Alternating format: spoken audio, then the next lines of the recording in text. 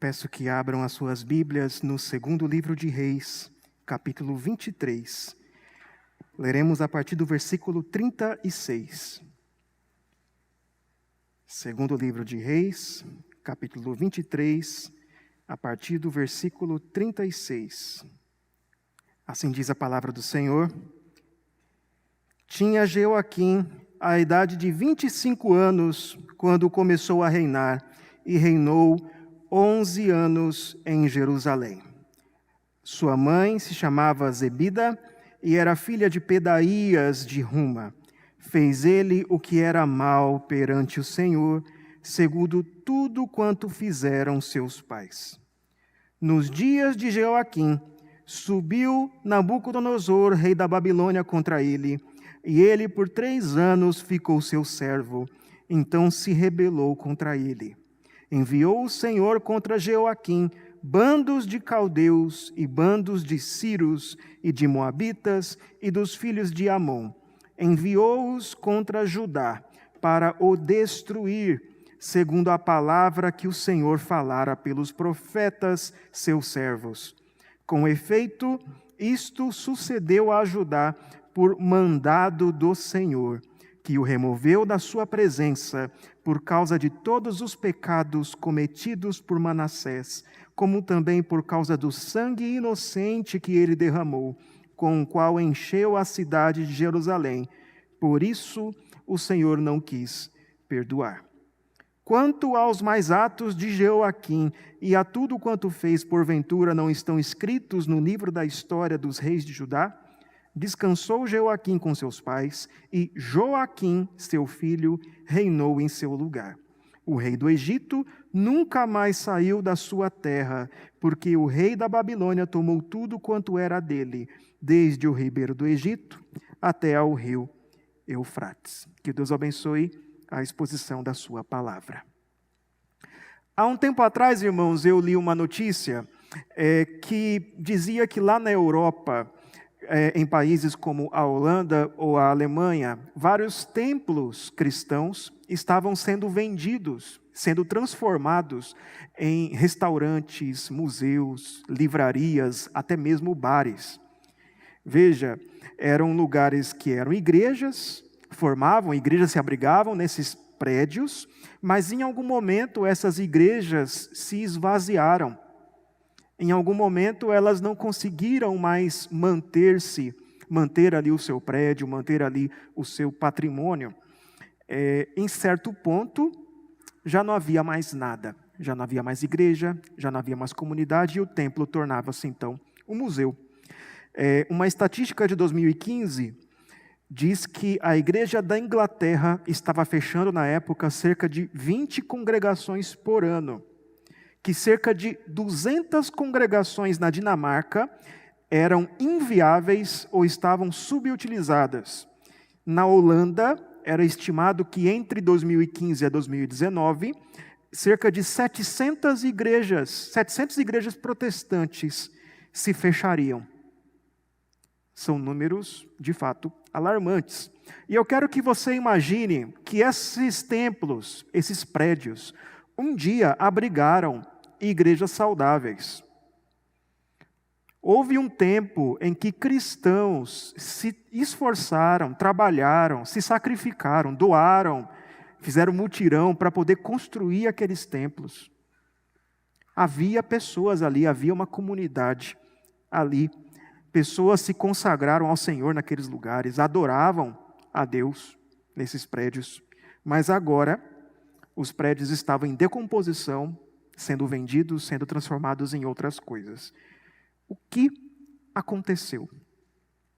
Como essas igrejas chegaram nesse ponto? Veja, de certa maneira, é esse tipo de pergunta que esse texto busca responder. O livro de Reis é o livro sobre como o povo de Deus foi destruído.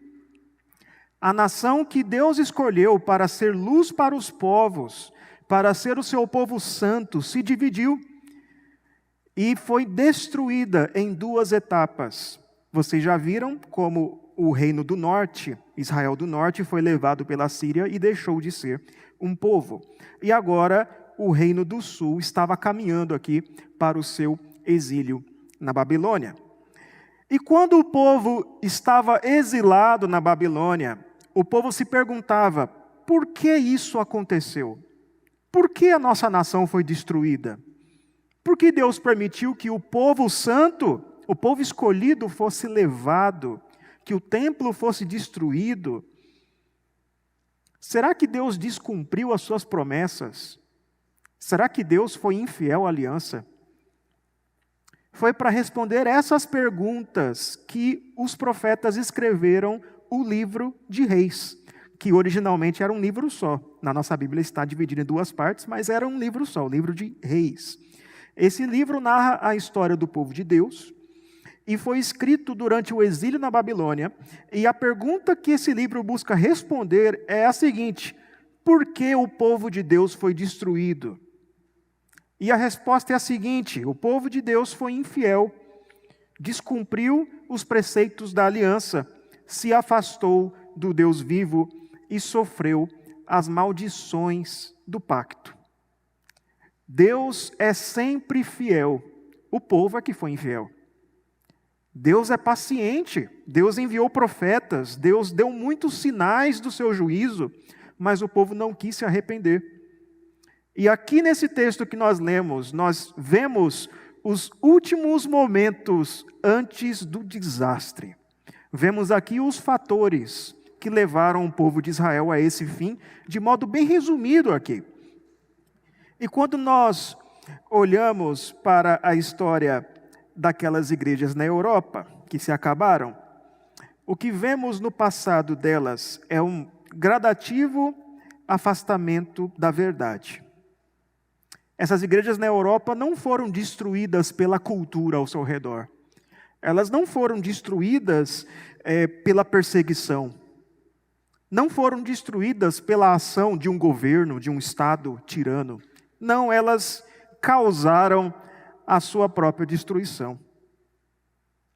Foi o seu pecado, foi o seu afastamento da palavra de Deus, foi a ênfase em coisas periféricas, em coisas que não são o Evangelho, que se tornaram as principais coisas dessas igrejas. Foi isso que destruiu essas igrejas. E veja, esses perigos não são estranhos a nós. Não são estranhos a nós. As mesmas coisas que destruíram aquele povo, que era a igreja de Deus naquele tempo. Aquele povo era a igreja de Deus no Antigo Testamento. Também pode nos destruir. É preciso ouvir as advertências da palavra de Deus. O que pode levar uma igreja a ser destruída pelo próprio Deus? Em primeiro lugar, nos versículos 34 a 37, uma igreja pode ser destruída por causa do seu pecado, principalmente o pecado de sua liderança. O povo de Judá experimentou um declínio espiritual ao longo de séculos, como narrado ao longo do livro de Reis, que vocês já viram expostos aqui. A idolatria e a corrupção do culto eram pecados praticados por todo o povo, bem como a injustiça nas relações humanas. Eles não amavam a Deus e não amavam o seu próximo. E durante esse tempo de declínio, 2 reis tentaram reformar a religião daquele povo e restaurar a verdadeira adoração a Deus. Tentaram reformar, fazer uma reforma. O primeiro desses reis foi o rei Ezequias e o segundo foi o rei Josias. Contudo, ainda que esses reis se opusessem aos pecados do povo, da nação, o povo permaneceu em seus pecados. O povo obedeceu às leis externamente, mas o seu coração permanecia longe de Deus. Os profetas continuavam sendo ignorados. Eles eram até mesmo perseguidos, como nós vemos ao longo do livro de Jeremias. Jeremias, ele prega, inclusive durante o reinado de Josias, dizendo ao povo que o povo estava distante, que o povo não ouvia a sua mensagem, não ouvia a mensagem do Senhor. E esses 2 reis, Ezequias e Josias, foram sucedidos por outros reis, que desfizeram toda a obra. Toda a reforma, todo o esforço foi desfeito. Ezequias foi substituído por Manassés. E o livro diz que Manassés fez o que era mal perante o Senhor. E Josias, aquele que promoveu a maior de todas as reformas, foi sucedido por seus filhos, que também fizeram o que era mal perante o Senhor. A breve descrição que nós temos aqui do reinado de Jeoaquim nos mostra qual foi o tom de seu mandato. Veja primeiramente como foi que Jeoaquim chegou ao trono. Se você voltar um pouquinho à história, você vai ver que o rei Josias morreu porque tentou se opor ao Egito. Versículos 28 a 30. O rei Josias se envolveu numa luta que não era dele, que ele não precisava se envolver, entre duas potências da época, que era a Assíria e o Egito. O Egito estava vindo, estava dominando toda a região, ameaçando todo mundo, e ele quis ajudar os assírios. Quem sabe até para fazer ali um aliado político, até para manter mais um pouco a estabilidade da sua nação. E nessa tentativa, Josias acabou morto. E a sua tentativa ali de se rebelar contra o faraó chamou a atenção do faraó do Egito sobre aquela nação. Então você vê nos versículos 31 a 33 que o filho de Josias, Jeoacás, tornou-se rei. O filho mais novo tornou-se rei. Mas ele reinou só por 3 meses, pois o faraó Neco logo veio e tirou dele o reinado e estabeleceu o seu irmão mais velho, Eliaquim, como rei, mudando ali o seu nome para Jeoaquim, versículo 34. E o curioso aqui, irmãos, é o significado do nome Jeoaquim. Jeoaquim significa o Senhor estabelecerá. Esse é o significado do nome, o Senhor estabelecerá. E é muito irônico que esse nome tenha sido dado a esse rei, enquanto o faraó estava instituindo ele ali como rei, como um peão, porque aquele rei seria um peão nas suas mãos, seria alguém para deixar o povo ali submisso à sua nação. E o reinado de Jeoaquim foi marcado por uma submissão, uma subserviência às nações vizinhas. Veja o versículo 35. O Egito impôs sobre Judá um imposto que eles tinham de pagar, e era um imposto alto. E Jeoaquim deu a Faraó toda aquela quantia, toda aquela prata e ouro. Mas para isso ele teve de exigir de cada um do seu próprio povo aquela quantia.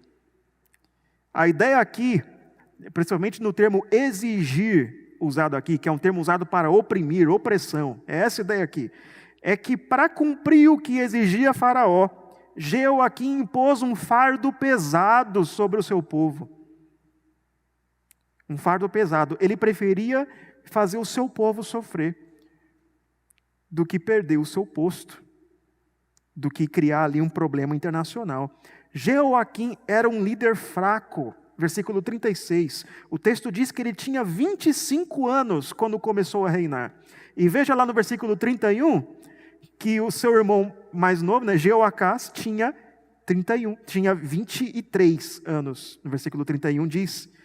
Ou seja, ele era 2 anos mais velho que seu irmão. Por que ele não se tornou rei de cara, sendo o mais velho, tendo o direito? Por que o irmão mais novo tornou-se rei? Por que teve de vir um imperador de fora para colocar ele ali no reinado? Isso sugere para nós aqui que ele era um rei fraco, ele era um rei que não, de fato, reinava. E Jeoaquim praticou o mal. Ele fez o que era mal perante o Senhor. Ele seguiu o caminho de seus antepassados. E apesar de todas as reformas de Josias, de toda a mensagem dos profetas, ele insistiu na adoração pagã nos seus pecados. Veja, aqui nós não temos um relato completo de quais foram os pecados de Jeoaquim, mas se você ver o livro do profeta Jeremias, lá temos um diagnóstico completo. Boa parte do ministério de Jeremias foi durante o reinado de Jeoaquim. E Jeremias diz que Jeoaquim era culpado de idolatria. No capítulo 19, ele diz lá que no tempo de Jeoaquim, eles profanaram o templo do Senhor com incenso dedicado a outros deuses. Eles não apenas idolatravam outros deuses, mas corrompiam o verdadeiro culto, o culto feito no templo. Jeremias capítulo 22 diz que Jeoaquim era culpado de oprimir os pobres de Judá. Jeoaquim decidiu construir um palácio para si, e ele contratou ali muitos trabalhadores, muitos jornaleiros, trabalhadores temporários, mas não pagou esses trabalhadores o que lhes era devido. E essa é uma coisa que causa a ira do Senhor. Num tempo em que o seu reino estava já bem pobre, bem oprimido ali por causa dos altos impostos, ele ainda contrata, faz um palácio para si e não paga os seus trabalhadores. Jeremias capítulo 26, versículos 20 a 30, diz que Jeoaquim foi responsável pela morte de um profeta. O profeta Urias denunciou as práticas pecaminosas da nação de Judá. E Jeoaquim mandou perseguir, matar e expor o corpo daquele profeta, para que todos vejam o que acontece com quem fala, com quem prega contra o rei. Ele agiu com crueldade contra os santos do Senhor. E Jeoaquim se recusou a ouvir as advertências da palavra de Deus. Jeremias capítulo 26 diz lá que o rolo de Jeremias, ali, o livro de Jeremias foi lido perante ali os príncipes, e os príncipes levaram esse rolo até o rei, e começaram a ler diante do rei, Jeoaquim. Mas o rei só começou a ouviu os primeiros parágrafos ali, já não quis mais saber. Lançou aquele rolo no fogo. Não quis ouvir as palavras do profeta, a palavra de Deus. Então aquilo que seria talvez o primeiro rascunho do livro do profeta Jeremias foi queimado por Jeoaquim. Irmãos, o pecado é o verdadeiro mal. O pecado é o vírus, o verdadeiro vírus que pode destruir a igreja por dentro. E uma igreja pode ser destruída pelo pecado de sua liderança.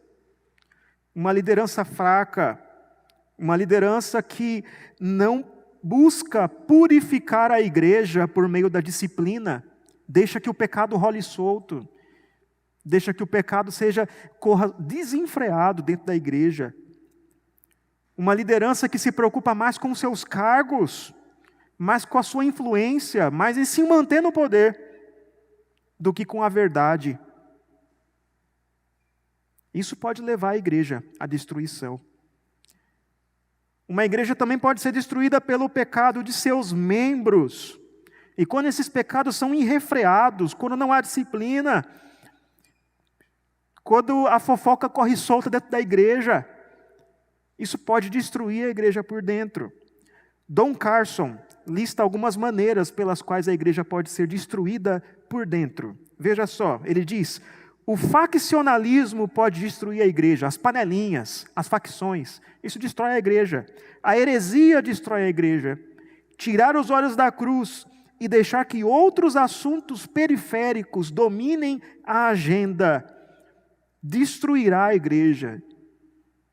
Encher a igreja de conversões superficiais e programas maravilhosos que raramente trazem a igreja para um conhecimento aprofundado do Deus vivo, destruirá a igreja. Entreter as pessoas até a morte, mas nunca promover a beleza da santidade ou a centralidade do amor sacrificial de Cristo, construirá uma assembleia de pessoas religiosas, mas destruirá a igreja do Deus vivo. Fofocas, falta de oração, amargura, analfabetismo bíblico sustentado, autopromoção, materialismo, todas essas coisas e muitas outras podem destruir uma igreja.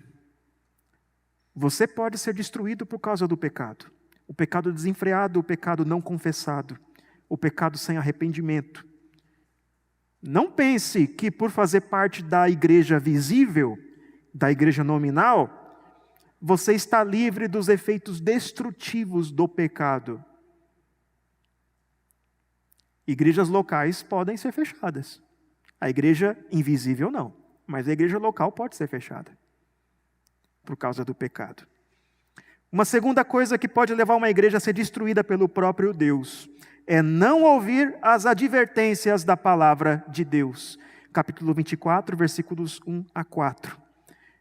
Veja aqui no versículo 1, Nabucodonosor avançou contra Judá. Deus escolheu o reinado de Jeoaquim como o contexto em que ele enviaria o seu juízo, o juízo que já havia sido prometido antes. A nação de Judá estava no meio de um fogo cruzado. Naquele tempo, houve uma série de avanços da Babilônia contra o Egito, sendo um dos momentos mais memoráveis na história, a Batalha de Carquemis, onde Nabucodonosor obteve uma grande vitória contra o Egito.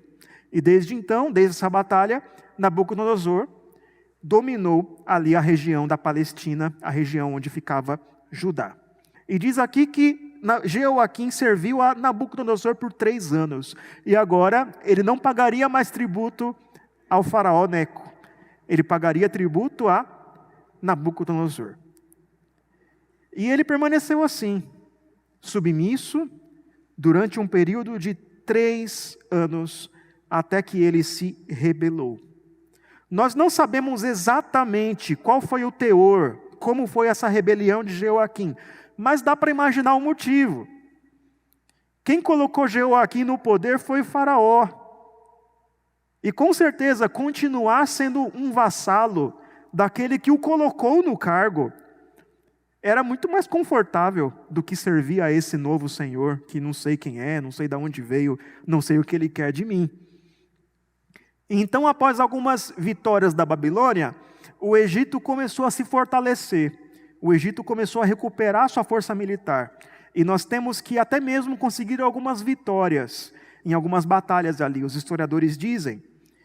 E isso deu a Jeoaquim a impressão de que agora ele poderia se rebelar. Talvez agora seja a minha chance. Vou aproveitar o momento, vou me rebelar contra esse Nabucodonosor. Então o Senhor enviou contra Judá, versículo 2, bandos de caldeus, sírios, moabitas e amonitas. Quem que são esses? Que tribos são essas? Veja, eram nações inimigas de Judá. Mas aqui eram bandos, esses bandos eram tropas de saqueadores, de ladrões, que tinham uma certa aliança com Nabucodonosor. E eles foram liberados contra Judá por Nabucodonosor como uma represália à sua traição. Aquelas invasões faziam toda a nação sofrer, principalmente aqueles que moravam no interior, nas extremidades da nação.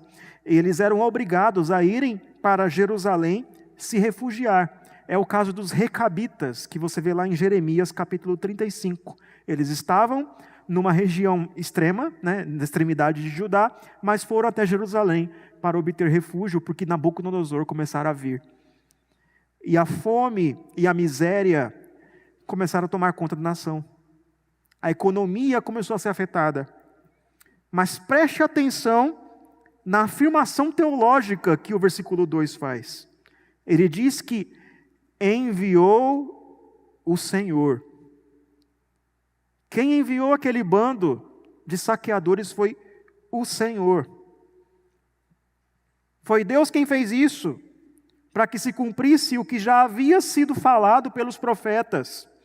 No capítulo 10 do segundo livro de Reis, nós temos um resumo do que os profetas pregavam no tempo de Manassés.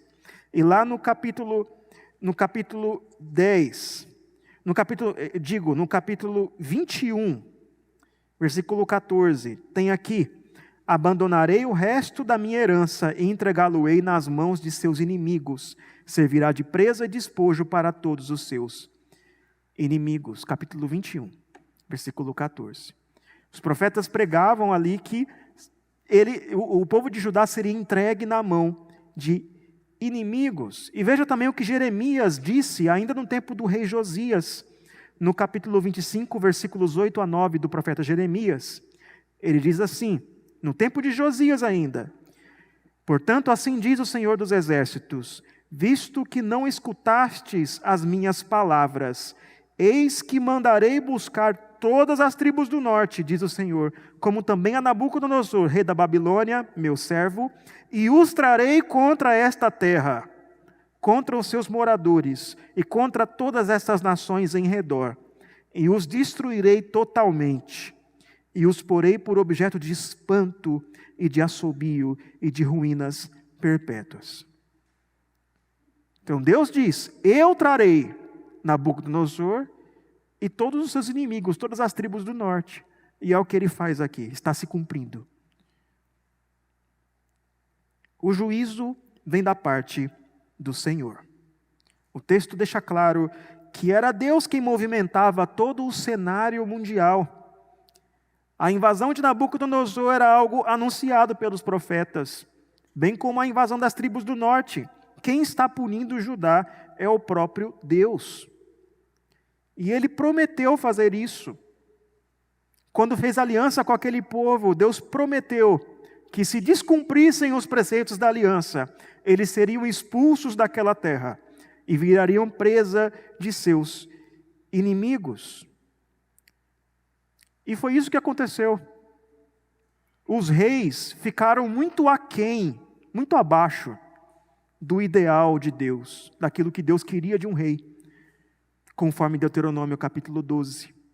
Israel quebrou a lei de Deus continuamente. Então as maldições de Deuteronômio capítulo 28 vieram sobre aquele povo.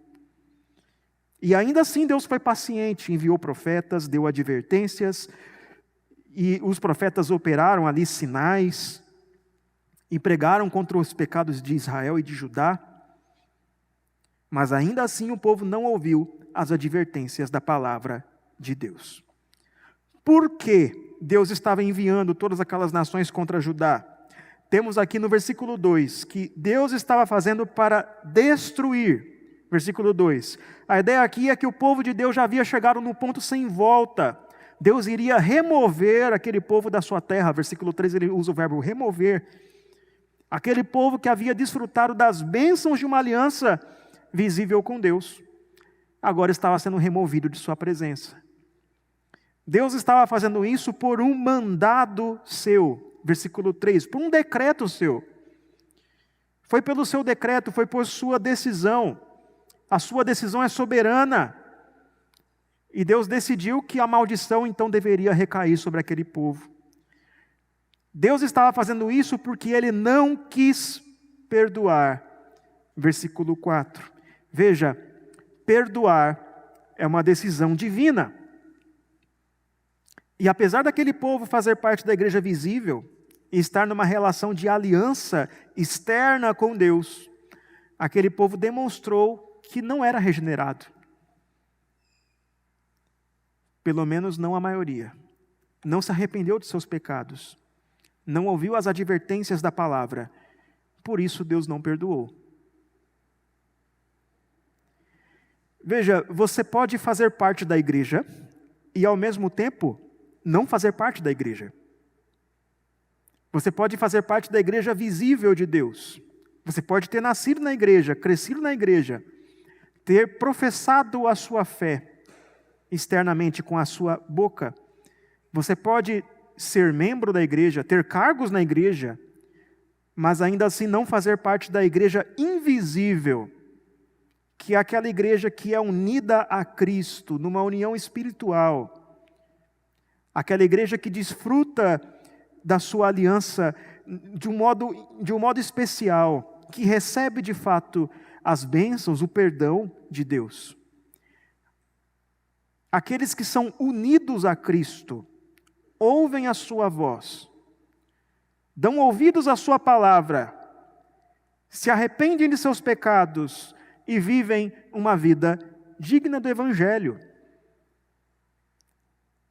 Examine-se, avalie bem se essa é a sua realidade. E se não for, arrependa-se enquanto é tempo.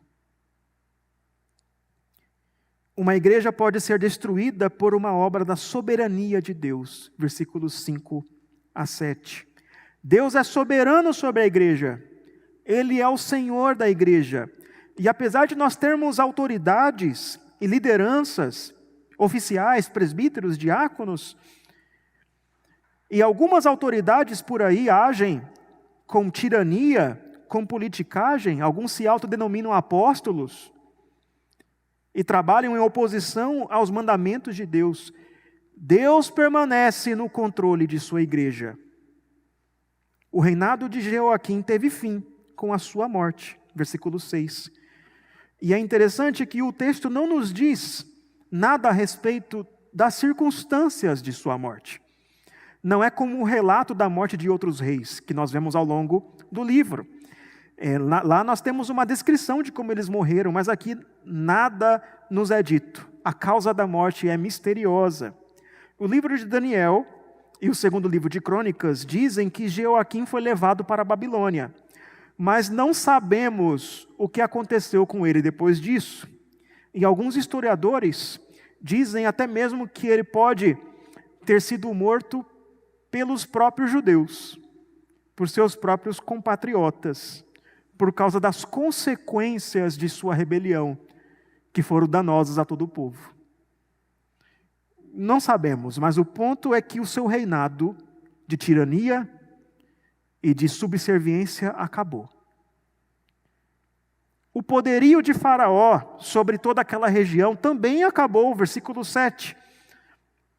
Esse Faraó que interviu na política de Judá, que trocou reis a seu bel prazer, que impôs taxas altas sobre aquele povo, agora estava limitado a nunca mais sair de sua terra. O antigo vilão deu lugar a um novo vilão, muito mais poderoso, muito pior. Veja, todo o poder humano é temporário. Toda autoridade é estabelecida e também removida por Deus. É o Senhor que tem o controle sobre o cenário nacional e internacional, e Ele faz tudo conforme lhe apraz. E o cenário internacional aqui já havia sido preparado para o juízo de Deus. E isso nos fala a respeito do poder de Deus. O Senhor é de fato poderoso. Ele está acima de todos os reis, de todas as autoridades. E se de fato o nome Jeoaquim significa Deus estabelecerá, bem, embora Faraó tenha colocado ele como rei, na verdade foi o Senhor que o colocou lá, para cumprimento de seus propósitos.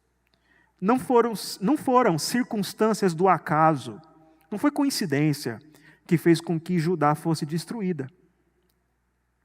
Foi o próprio Deus. Foi o próprio Deus que fez isso. A igreja não precisa temer as autoridades. A igreja não precisa ter medo. Será que vão destruir a igreja? Será que vão nos perseguir?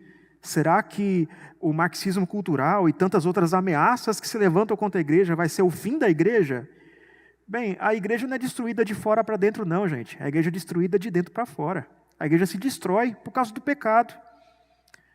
Não temos de temer autoridades. Temos de temer a Deus.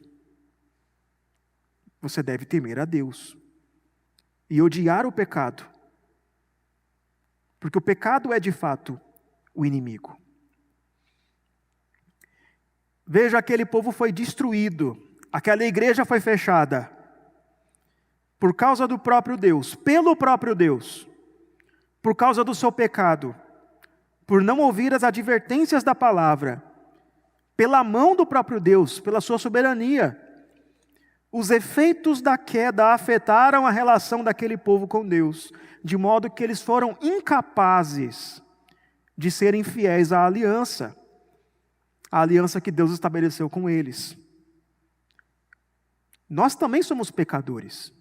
Você também é pecador. Você também é incapaz de cumprir aquilo que Deus requer de você por você mesmo.